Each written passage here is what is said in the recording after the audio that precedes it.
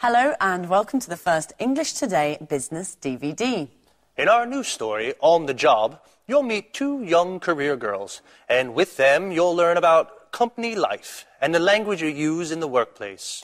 In each DVD, there's a program that focuses on job skills and describes modern business strategies that will help you to be successful at work. In this DVD, there are 5 episodes of On the Job, followed by the business skills program that looks at brainstorming techniques. Then we'll look at how to talk about work, how to describe a company, its organisation and its development. Finally, we'll look at how to talk about markets. So, enjoy your viewing. Oof. This report is so boring. Numbers, accounts and statistics. I hate it. I'm an artist. When I was younger, I used to write short stories, novels, poems, and I was good at it. What has happened to my inspiration? What am I doing here? A publishing house. That's where I would like to work. Okay, Victoria, stop dreaming. Let's get back to the report. The boss wants it on his desk at 5 this afternoon. Oh, isn't there anything more interesting to do? Like listening to some good music.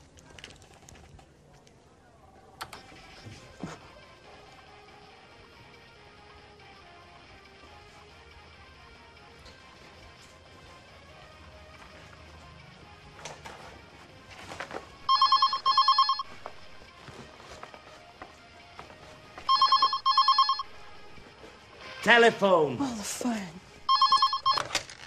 Hello, this is Victoria Lee. Oh, Lucy, what can I do for you?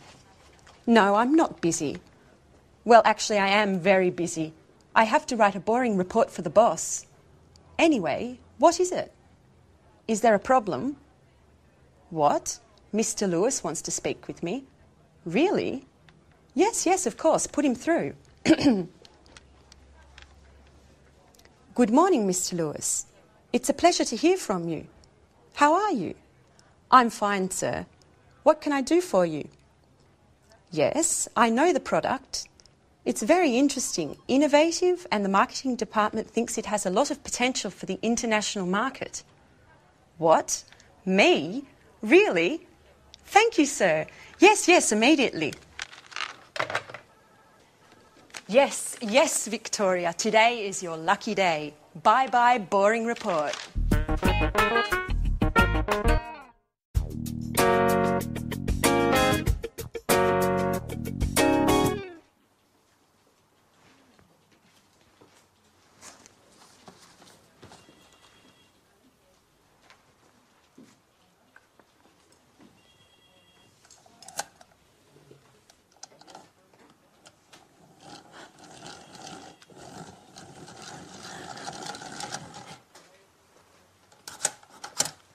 So, you are Anne Baxter. Yes, I am. I'm sorry. Really, I'm so sorry. Nice to meet you. I'm Mr. Stevens. How do you do? I'm so sorry, Mr. Stevens. Anne, please, sit down. It's all right. How are you today? I'm a little nervous. And this isn't a good start. That's all right. Well, Anne, where are you from? I'm English. I'm from Oxford. Great. A true Brit. Can you speak any other languages? French, German, Spanish? I can speak French, a little Spanish, and a few words of Italian. My sister is in Rome studying history of art at university. Okay. Very interesting. And can you use a computer? The internet? I'm not a genius with the computer, but I can use one. Great, Anne. I have your CV here, and I see you already work here. What do you do exactly? I do this and that. I usually work from home.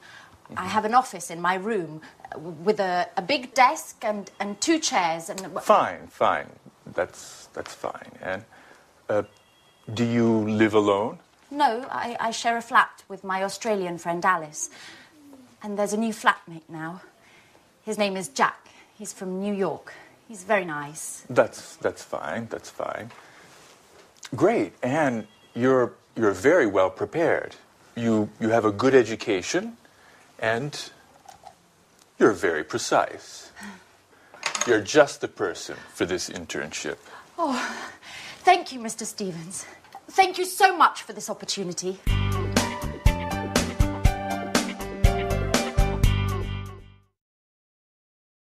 Good. Now, let's see if you know the names of jobs and professions.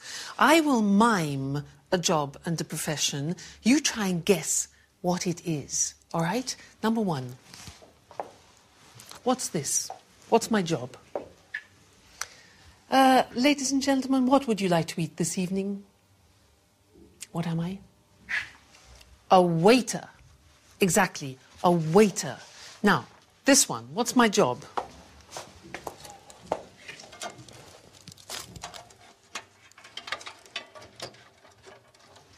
Difficult job. I'm a computer technician. A computer technician. Okay, next one. This one.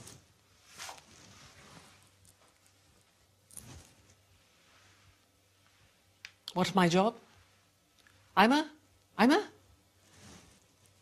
No, I'm not a policeman. I'm a policeman. A policeman. Be careful of the pronunciation. Next. What's my job?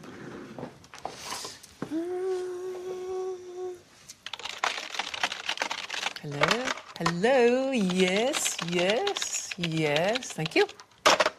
What's my job? I'm a difficult one. Secretary. Listen to the pronunciation. I'm a secretary. Next one. Let's see. Here. This one here.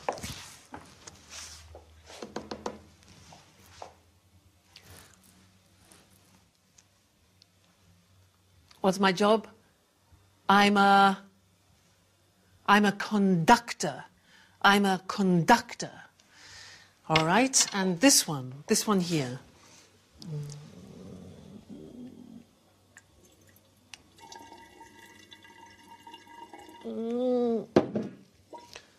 I'm a scientist. Again, a difficult pronunciation.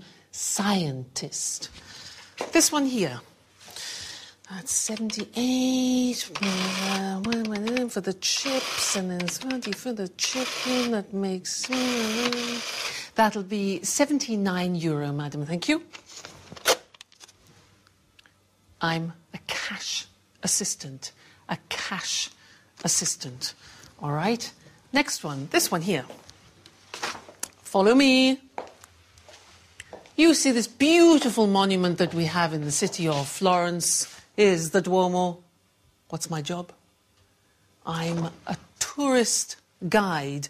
Listen to the pronunciation. I'm a tourist guide. This one, this is difficult. Ladies and gentlemen of the jury, I believe that this man is innocent. My job? I'm a lawyer. A lawyer. Next, this one.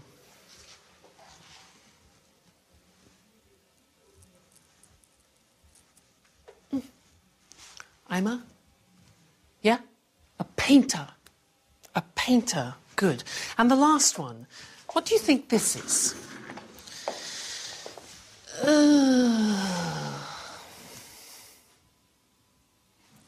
I'm retired. I have no job. I'm retired. So, what's your job? What's your father's job? What's your mother's job?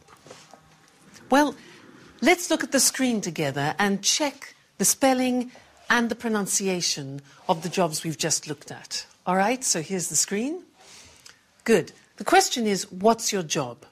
So, the first one, I'm a waiter. Where does a waiter work? Exactly, in a restaurant. Next one, I'm a computer technician. Where does he work? exactly? In a company. I'm a policeman. Where does a policeman work? In the police headquarters. Headquarters. All right? Next. I'm a secretary. Pronunciation, secretary. Where do I work? In an office. Okay? I'm a conductor. Where do I work? In the theatre. In the theatre. I'm a scientist. I work in a laboratory. A laboratory. Difficult pronunciation. Next. I'm a cash assistant.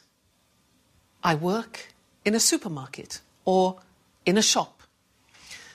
I'm a tourist guide.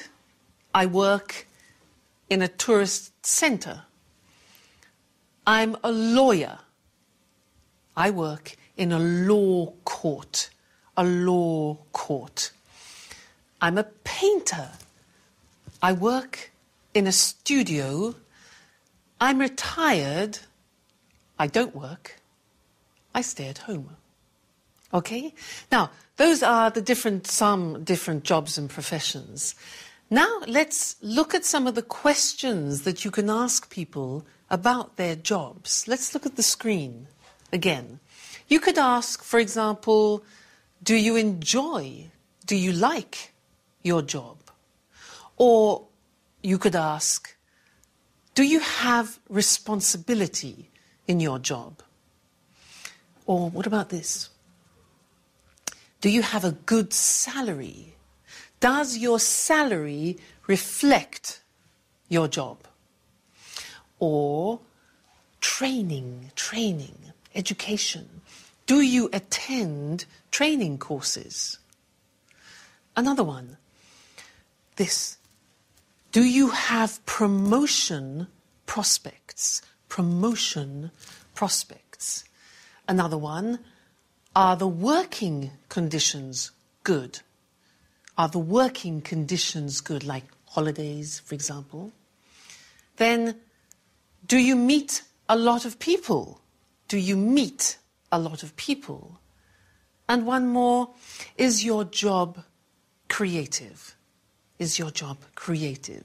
So those are the questions you can ask in conversation, talking about jobs. Good.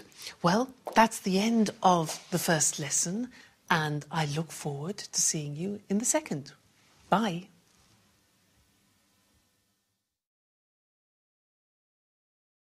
Hello, and welcome to Business Talk, the program dedicated to talking about business skills and techniques. Today's programme is all about brainstorming, a very popular conference technique designed to obtain the maximum number of ideas relating to a specific subject. In a bit, Lucy and I will give a short demonstration so you can see what it is all about. But first of all, what does brainstorming mean? And why is it used? Well, people put their ideas together with the aim of finding a solution to a specific problem. Exactly. It's a group activity. All the members suggest ideas and their contributions then stimulate new ideas. And the first rule is any idea is acceptable. Sometimes it's the most outrageous idea that can help generate a solution to the problem. The ideal number of people for a brainstorming meeting is from 3 to 8. Too many people could get a bit out of hand. Well, even 8 people calling out ideas and making comments could get chaotic. So it's useful to have a facilitator, a person who doesn't contribute but keeps this session on course and records the ideas on a flip chart. And although this is a common technique used in the corporate world, you might be surprised to know that during a brainstorming meeting, all hierarchy and roles disappear. The philosophy behind this strategy is to create a real sense of democracy within the group, so that everyone feels their opinions are valued. Now, there are certain principles to follow so that brainstorming works well. But before we look at these, let's do a little brainstorming so you actually see how it works. Okay, now there are only 2 of us, and there should really be 3 or more people in a brainstorming meeting, but this is just to give you an idea. So listen carefully to the language we use. Let's imagine this situation. Our company needs to increase its production space. A brainstorming meeting has been organized to gather some ideas. Let's start. How about opening a second factory somewhere? What if we close this factory and open a larger factory out of town? Let's explore the possibility of opening a larger factory for production and keep this space to make the shop bigger. Perhaps we could rent the building next to the factory. Why don't we look into renting part of the building next door?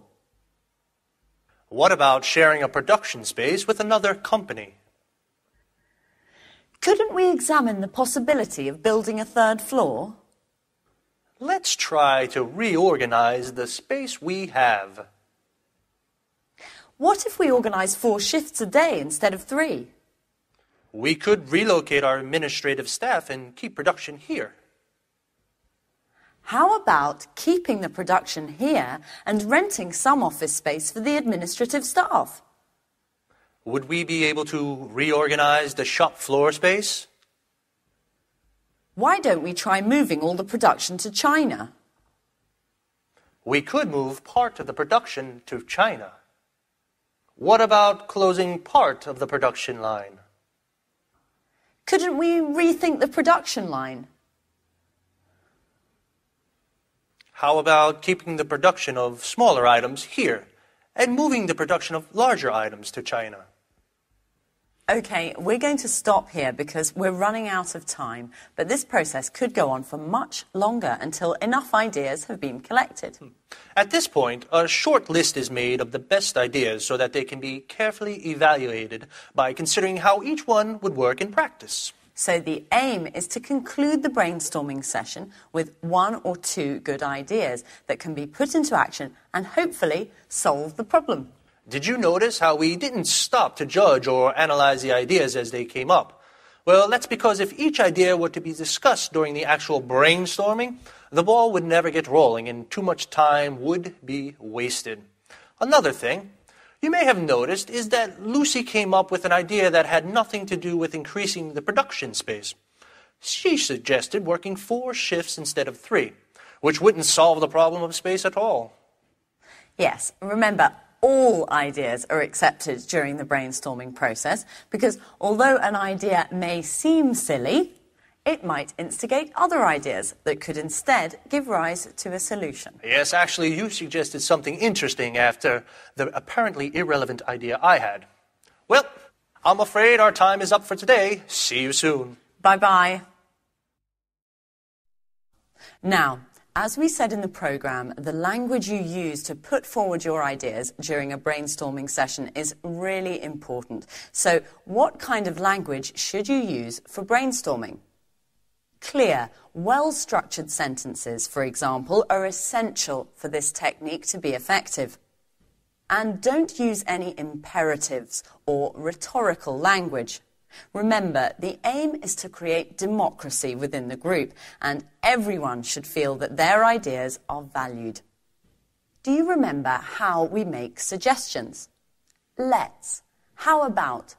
These are the expressions we use in a brainstorming session. These expressions open the way to more suggestions and encourage other members to participate. Let's look at some of the structures we used during our brainstorming session. How about opening a second factory? What if we open a larger factory out of town? Perhaps we could rent the building next to the factory. Couldn't we build a third floor? Let's try to reorganize the space we have. Would we be able to reorganize the shop floor space? Why don't we try moving all the production to China? We could move part of the production to China. What about closing part of the production line? Notice how all these suggestions promote group collaboration. Brainstorming is a group activity, so it's important to make everyone feel part of a team. OK, now let's see if you've understood. I'm going to make some suggestions as though I were in a brainstorming meeting. And then we'll see which are tentative suggestions and which aren't. Ready? We could rent another factory. Let's build another floor. I think we should close part of the production line. How about moving production to China? Why don't we try relocating the administrative staff? In my opinion, we should open another factory. Couldn't we reorganize the space we have? So, of these 7 ideas, 2 are not actually suggestions. Which 2?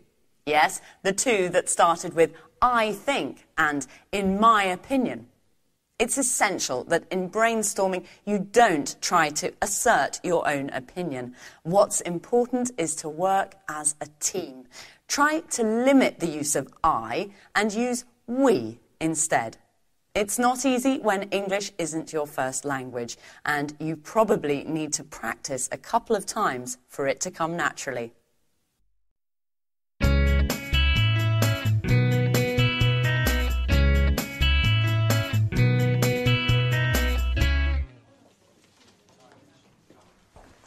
Right this way. And this is Gary. And this is Rachel. Hello. Hi. Pleased to meet you. Rachel is a very important team member at our publishing house. She knows everything about the company. Thanks. She was our first employee in 1985. 1985. And she can answer any questions you may have. Okay, Anne, you're in good hands. Have a productive day. Oh, all right, Anne. Are you ready? Well, Mr. Stevens founded this publishing house in 1985. Oh, just a moment.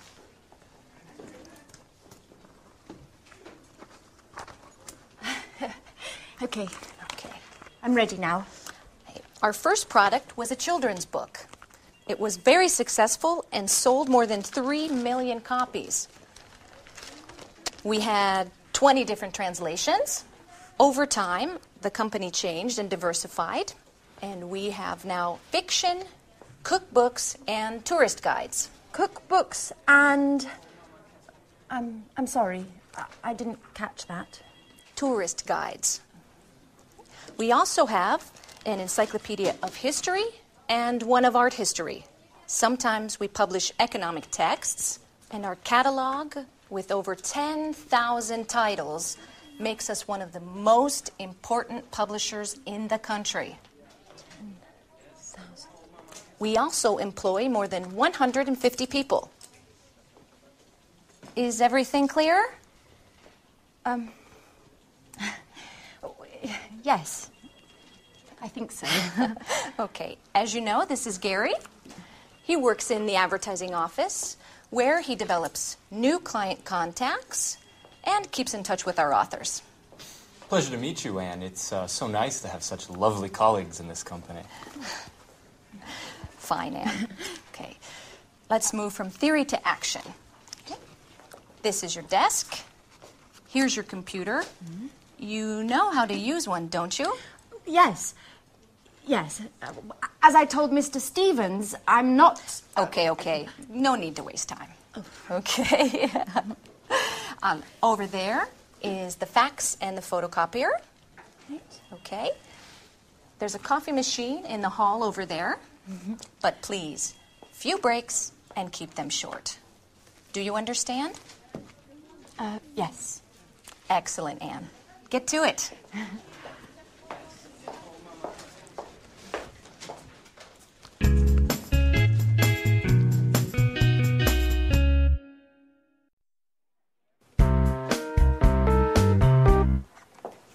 Oh, good morning, Mr. Chang. Excuse me, I was just rearranging my office. Take a seat, please. Thank you. It looks very nice here. Thank you. Well, before we begin to talk about our new product, I would like to give you some information about our company. Speedmaster Spectre is a multinational company which specialises in well-designed, high-tech sporting goods. Founded in Los Angeles in 1995, we now have 15 branches worldwide. That's very interesting, Mrs. Lee. How much is your company's revenue? Over the past few years, Speedmaster Spectre's revenue has grown impressively. Today we have a turnover of more than 60 million euros of revenue. Our revenues abroad amount to more than 50% of that total. Very impressive. And what are your target markets? We have product lines for men, women and children with gear covering head to toe. Our brand is synonymous with reliability.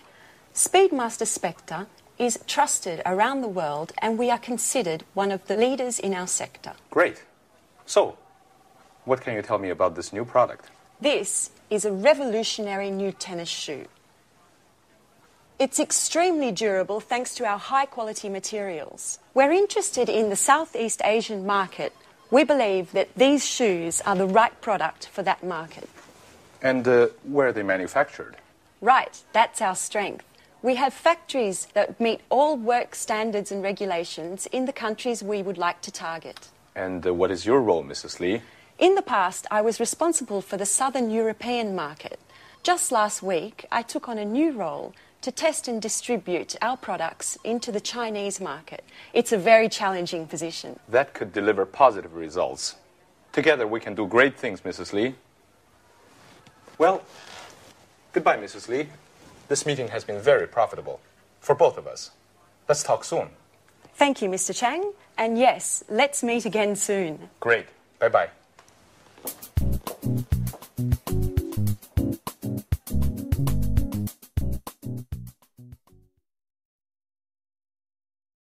Now, we just saw Victoria doing a presentation of her company, Spectre, and I would like to look at the questions that we usually ask about companies.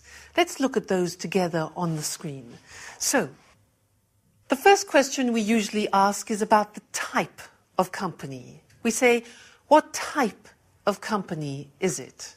For example, a multinational, a private, a public, a family company. Another question we often ask is about the main or the principal activity. So the question would be, what does the company do, or what is its main activity?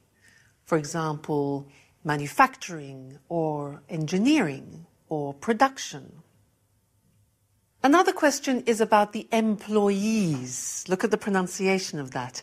Employees, that's the name for the people that work in a company. So the question could be, how many employees are there?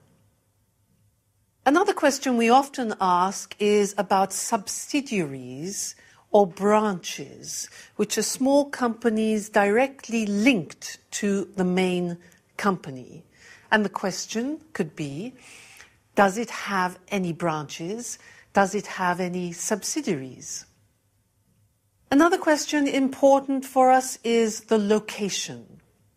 Where is the company located, or where is the company situated?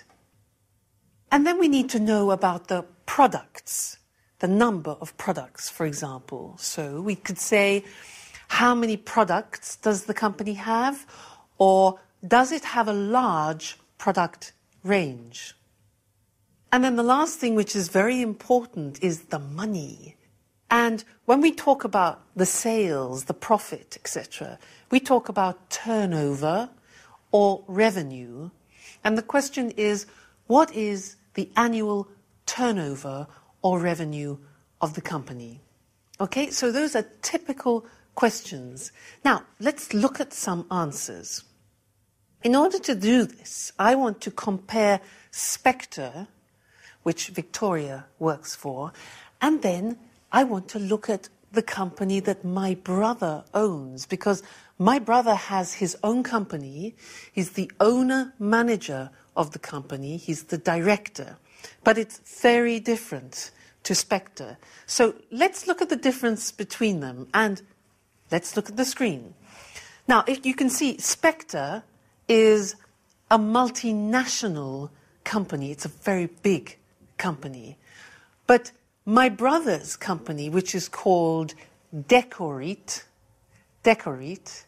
is a small family company.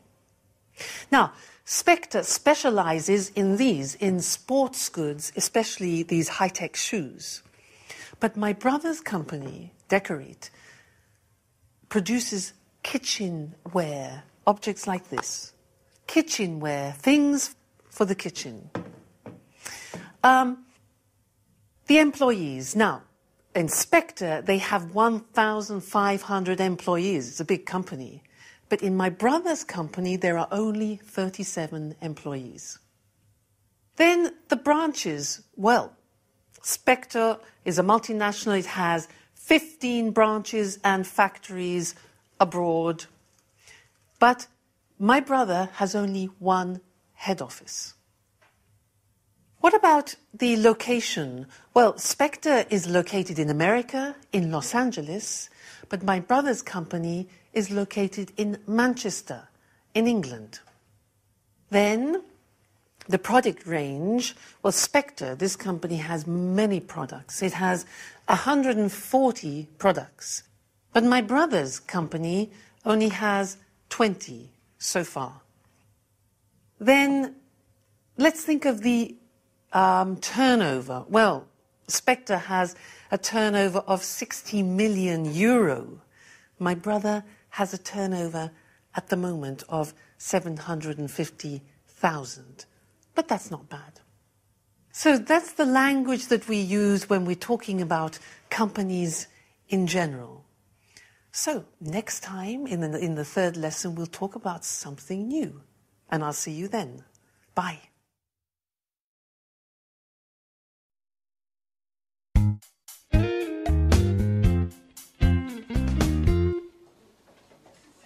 Good morning.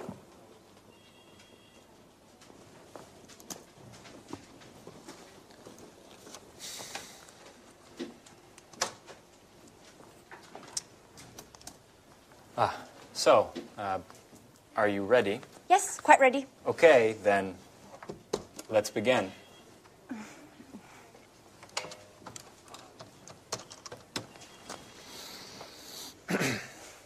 Hello, my name is Gary Reynolds from Pilgrim Publishing. May I speak to Mr. Jones? Mrs. Jones, how are you? And how is that wonderful apple pie of yours? I'm fine, thanks. Certainly, I'll hold. With a wink and a nudge, you can get whatever you want, even imaginary apple pie. This author is too important for us. Right. Hello, Mr. Jones. How are you? I'm fine, thank you. I wanted to know if you are interested in contributing to a new cooking guide that we have to bring out soon. Yes, it's a 6-volume collection of recipes to fit the needs of all tastes, with a detailed photo guide for preparation and cooking techniques. And we have to have the materials by the end of next month. Right. Exactly. Sure.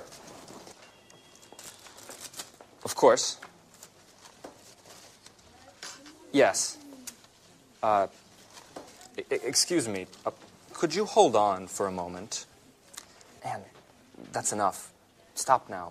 I can't concentrate. Oh, sorry, Gary. Sorry. Yes. As I said earlier, if you accept, I can send you a copy of the contract that you should sign and return.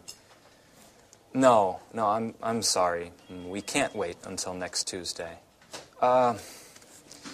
Well, I'll have to check with my boss. I need to ask Mr. Stevens if we can organize a meeting for next week. In the meantime, do you need any prep materials? No problem at all. I can send you an email immediately. Okay, goodbye. It was a pleasure speaking to you.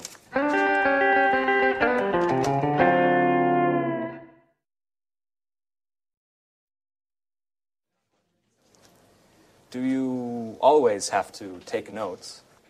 Yes, I do.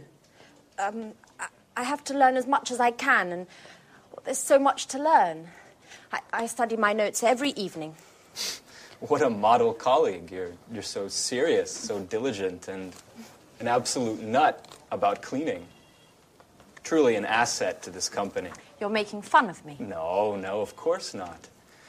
It's such a shame. Such beautiful eyes shouldn't only read all the time. Come on, Gary, stop it. Let's get back to work. Okay. I mustn't pay you any compliments then. So, Ms. Baxter, can you give me the notes from my conversation with Mr. Jones? Okay. So, you said to Mr. Jones that... Oh, I have to start from the beginning, right? Anne, calm down. It's not an exam. I know what we should do. You should try a telephone call. Me? Oh, no. No, I'm not ready yet. Sure you are. It's not that difficult.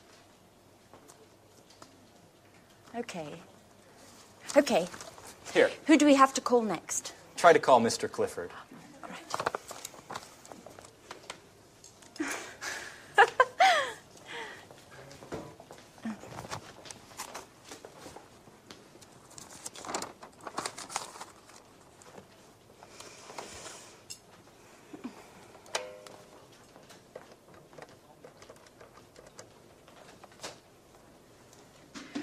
Hello, this is Anne Baxter from Pilgrim Publishing.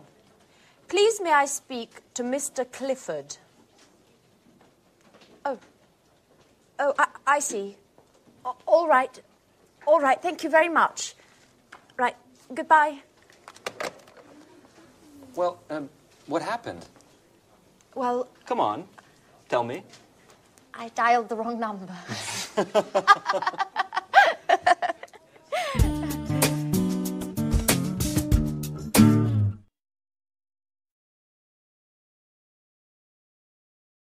Good. Now, let's look at company organization. As I said before, companies are usually divided into departments. So let's look at some different departments in a large organization. For example, you can have human resources. Now, human resources is usually personnel, it's training. Training is like education, and it's wages and salaries. Human resources. Another department is finance. Now, in finance, you usually have the areas of purchasing, which is buying things, also customer accounts and other financial services. The next department is production. Now, in this particular department, you have producing the goods, you check the quality, you do the packaging, and you distribute the goods to customers. That's production. And the last one we're going to look at is marketing. And in marketing, you advertise the product and you organize sales. So, here they are: human resources, finance, production, and marketing. Now it's your turn. I am going to describe some activities in these departments, and you must decide which of the department the activity is in, okay? I'll give you an example. For example, which department recruits staff?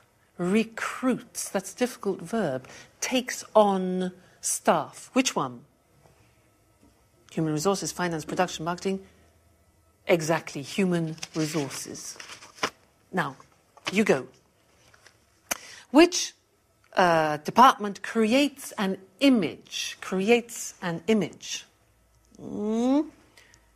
Marketing. Good. Next one. Which department manufactures and produces the goods? Oh, that's easy. Production. All right. Next one. Which department, very important, pays salaries? Salaries. Human resources, exactly. Next one. Which of these departments packs the goods in boxes and in crates? Which packs the goods? Packaging. Marketing, no. Production, exactly. It's production. All right. Next one. Which of these prepares invoices? Now, do you know invoices? Invoices are like the bills that you send to customers or suppliers. Which one? That's a job for finance, exactly. Next one. Which department checks the quality of the goods? The quality? Marketing? No. Production, that's it. Good. Next one. Who trains the staff? Who teaches the staff? Who organizes courses? Yeah. Human resources, all right? Now, who dispatches the products? Dispatches, that sends the products. Which one? It is production, actually. It's production. This is easy. Which one designs an advertising campaign? An advertising campaign, obvious. Marketing. Okay. Who does the budget, taxes, and investment? Clear, yeah? That's finance. Finance department, taxes. Now, who purchases? That's a difficult verb. Who purchases? That means buys. Who purchases supplies? Who purchases things for the company? Which one do you think? Marketing, production, human resources? Well, actually, it's finance. Finance. They purchase. And the last one, who plans the method of sales, the method of selling it to the public? Human resources, finance, production, marketing? Marketing. Fantastic. So good. So there you have an idea of 4 of the most important departments that you find in large organizations. Well, that's all for now, and I look forward to seeing you in the next DVD for some more business English. So goodbye for now.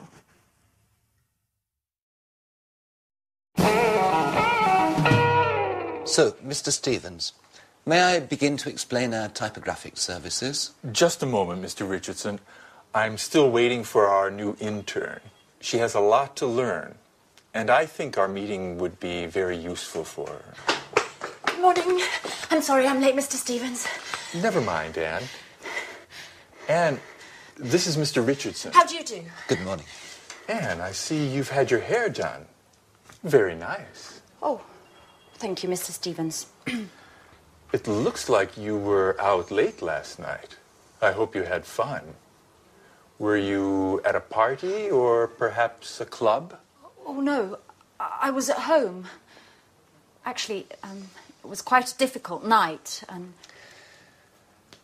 Anyway, I don't want to bore you with my personal problems. Right. So, Mr. Richardson, tell us about your typographical services. Founded by Charles Emerson, Montex has been active in the typographic market since 1985. From the beginning, we have been known for our innovation and high-quality products. Mr. Emerson's children, John and Lucy, have continued the tradition by improving and enlarging the family business.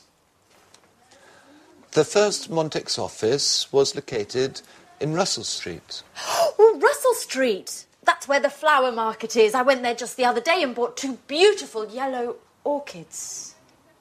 I'm sorry. I'm sorry, Mr. Richardson. I didn't mean to interrupt you. As I was saying, over the years and following changes in the market, our company has diversified and extended its line of products. We've purchased the latest technology, offering our customers the best package available on the market today.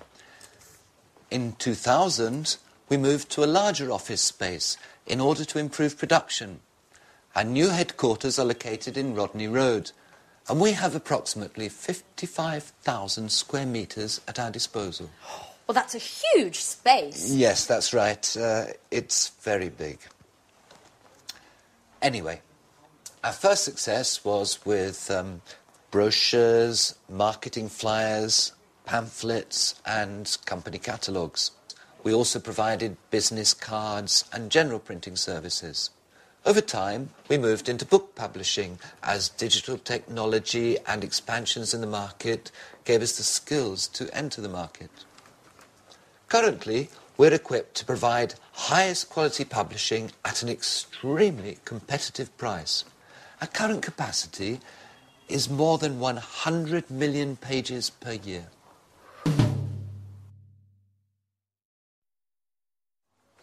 So, Anne, have you understood everything? Would you like to sum up what Mr. Richardson has said? Me? Yes. Could you? Oh, all right. I'll try. Established in 1985 by Charles Emerson, Montex has successfully grown and adapted to changing client needs. In 2000, the company transferred to Rodney Road, where, thanks to cutting-edge equipment capable of high volume, it has optimized its production and extended its offerings, specializing in the publishing sector. Currently, it provides top-quality printing at extremely attractive pricing. Well done, Anne. You have a great ability to summarize. You know, Mr. Richardson, we aren't very pleased with our current typographers.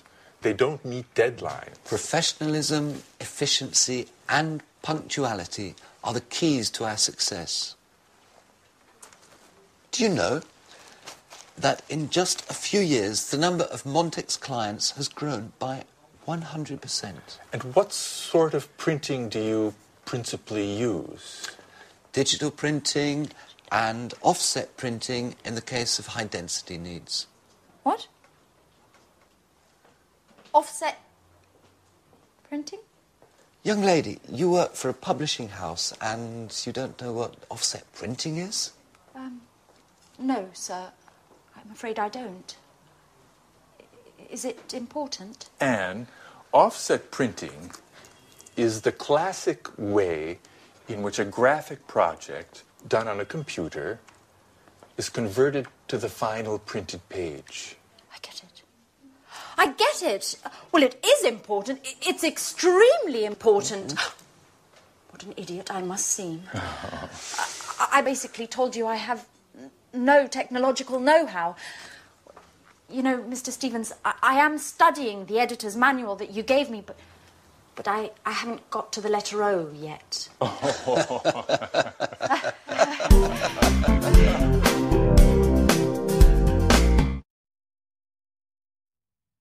So in that scene, you saw Mr. Richardson talking about the history of his company. Now, to help you understand the language, I would like to talk to you about my brother, because he has a company of his own, which he opened in 1993. And it's really interesting, because one day when he was in a cafe with a friend of his, he had an idea. They were sitting at a table, and between them they had an object, something like this. It was transparent with petals inside it. And he thought, well, wouldn't it be fantastic if they could fix that idea? So what he did is he designed a prototype. This is the example. And he made the first prototype of plexiglass. And you can see inside there are real natural objects in the plexiglass. Then he did some market research to see if people would like objects like this. And he found some potential customers. So then he looked for some suppliers, people who would sell him the plexiglass. Then he needed the money. So he asked some banks for financial support, and he set up, or he established, a company. He formed a partnership with his friend, and then he invented a name. Now, the name of the company is Decorit. So it's decor, which is like decoration, eat, which is eat, Decorit. Then he rented an office, he hired a secretary for administration, and he launched the first product. Now, that was in 1993, and the company has now developed a lot. And let's look on the screen, because it's interesting. When you talk about company history, you use the simple past tense. But when you talk about how a company develops, we move into the present perfect. Now, let's look at the screen and see how my brother's company has developed. Well, the company has grown. It has expanded. And the sales has increased a lot. Sales have increased a lot. Now, they needed more people, so they have taken on new staff. Probably about 7 or 8 new people. Then equipment. They have purchased new equipment because there's more production. Then the product range has developed. It has diversified, so you have more types of product than before. This was the prototype, and these are other examples. This plate here is another example of the products they have developed. So, product range has developed. Then the client base, well, they have increased now, and they have more distributors. That's good. The market now has extended from England to the whole of Europe. And as you see, investment, they have invested more in advertising and promoting the products. Then they've moved to bigger offices, the premises are much larger, and they have opened a subsidiary in France. So the company is doing really well. So that's some of the language to talk about company history and how a company expands. Good. That's the lesson for now. And I look forward to seeing you in the next one. Bye.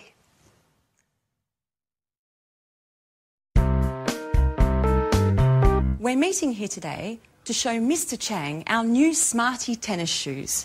These innovative shoes are made of high-quality materials and are perfect for the Southeast Asian market, which, as we all know, is expanding rapidly. We're especially interested in the Chinese market, which is growing at a pace much faster than the rest of the world. Excuse me for a moment. Henry? Hi. I'm sorry, but I'm in a meeting right now. Let's talk later, okay? All right, tell me, but hurry up. No, Henry, I never told John he could watch TV all day. He must have misunderstood. All I said was that he can watch all the TV he wants, but only after doing his homework. This really isn't the right moment, Henry. I'm sorry. Can we continue this conversation later on this evening? Pardon the interruption. Now, as I was saying... Excuse me, Victoria, but do you think this is the right product for the Chinese market?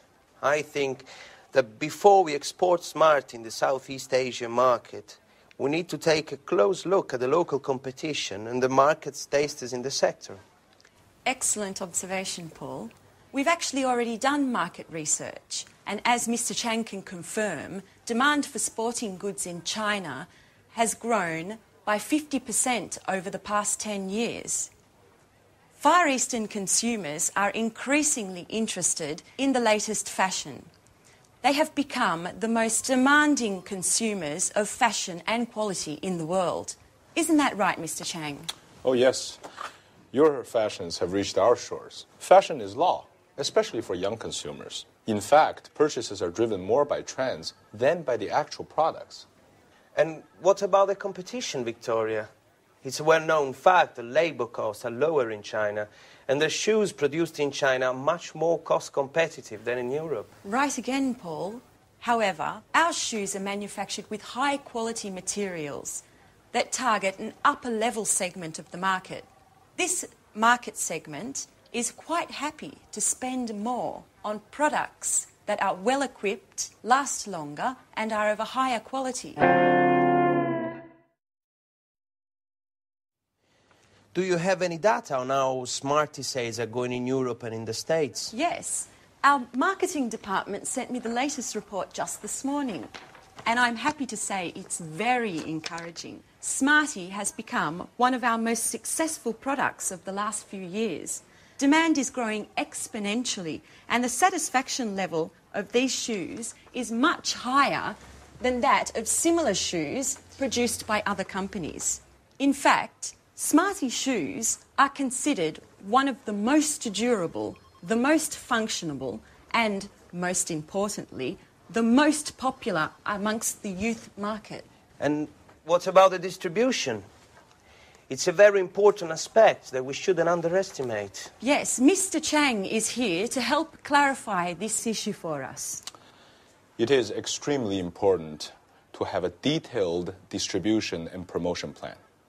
We've also got to create a reputable chain of agents to distribute our products over the widest possible area. This, in turn, will help us make importation easier and reduce taxes for entry into the Chinese market. Look, I'm very happy to provide you with any information you may need, as well as contacts inside the Ministry of Industry and the Chamber of Commerce. But, of course, success depends on your goals, your strategy, and the type of financing plan you're willing to provide. And besides that... Oh, excuse me yet again. John, what do you want? I told Dad I'm in an important meeting. No, John, I didn't say that. First do your homework, and then you can watch TV, okay? And listen to me. I don't care if your friends aren't studying today just because it's a holiday tomorrow. Do you understand? Tomorrow we're going to see your grandparents, so you have to study today. That's enough of this story, John. No, that's not true. I'm a good mother, and I love you. But it doesn't mean I don't have the right to tell you what to do. Listen, I don't want to talk about this anymore. Goodbye. Pardon me, just a little domestic problem. Oh, yes, Mrs. Lee. We all know that kids cause more problems than work. You're right, Mr. Chang. Kids, anyone who understands them is a genius.